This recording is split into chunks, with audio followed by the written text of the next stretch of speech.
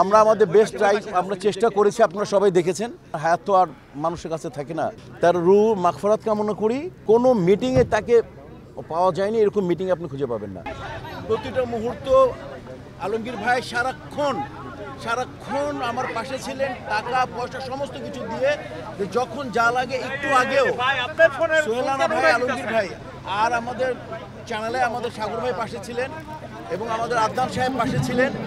এবং আলমগীর ভাই প্রতিনিয়ত ঘুম আসে নাই তার, মানে এই 4 দিন যাবত আমরা আমাদের বেস্ট ট্রাই আমরা চেষ্টা করেছি, আপনারা সবাই দেখেছেন। এখন তো মনে করেন যে আর কি বলবো, মনে করেন হায়াত তো আর মানুষের কাছে থাকে না।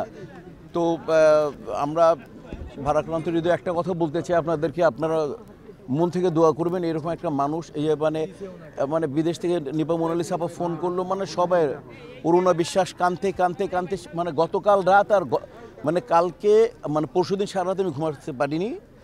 কালকে আমি কোথাও যাইনি, আমার পিকনিক ছিল, আমার একটা স্টেজ শো ছিল, কোথাও যাইনি। ওদের ছোটো ভাইদের পাঠাইছে এবং ওদেরকে আমি তাড়াতাড়ি টেক আপ করে বললাম জয়কে আর ইয়েকে তাড়াতাড়ি চলে আসো। তাড়াতাড়ি চলে আসছে ওরা এবং সারাটা রাত 1:30টার সময় যখন গেলাম, যে না ডাক্তার বলে দিল যে ওনার কিন্তু সমস্ত অর্গানগুলো কিন্তু ফেল করে গেছে, তো আর 2-3 ঘন্টা হয়তো উনি সার্ভাইভ করতে পারে। তো আমরা গিয়ে মাত্র আমরা বাসায় গিয়ে রেডি হচ্ছি, এমন সময় ফোন একটা বিষয়ে ওনার মানে একেবারে যে লাস্ট বিটটা থাকে যেটা মানে তার দম চলে যায়, তখন আমরা আবার সবাই চলে আসলাম। আবার যাই হোক, আমার আজকে শুটিং ছিল, শুটিং করে আসছি, খুব সকাল থেকে শুটিং করতেছি আমি, খুব সিনিয়র আর্টিস্টরা ছিল এখানে, তো আমি আবার চলে আসছি এখানে। তো আর এখানে সাগর ভাইয়ের সাথে কথা কন্টিনিউয়াসলি, তো চ্যানেলের সাগর ভাই যথেষ্ট সবসময় আমাদের সহযোগিতা করে থাকেন।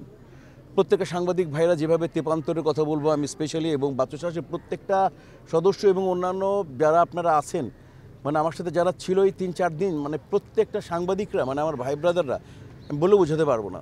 আমি প্রত্যেকের নামই বলে ফেললাম, মানে আমি কৃতজ্ঞতা জানাই চ্যানেলের সাগর ভাইকে, আমি কৃতজ্ঞতা জানাই আমার আলমগীর ভাই, সোহেলানা ভাইকে এবং আমার টোটাল ক্যাবিনেটকে, মানে কয়েকজন বাইরে আছে দেশের।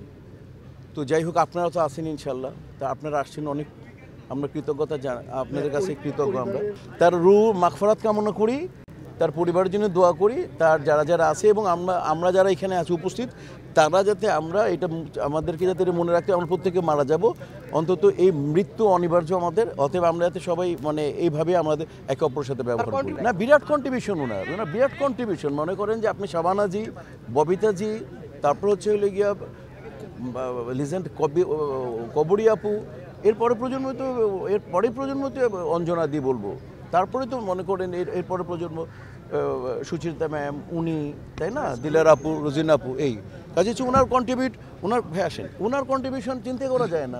300-র মতো ছবি করেছেন, বিরাট সব সুপার ডুপার হিট ছবি ওনার, অনেক বড় অনুভব। আর আমরা খালি বলবো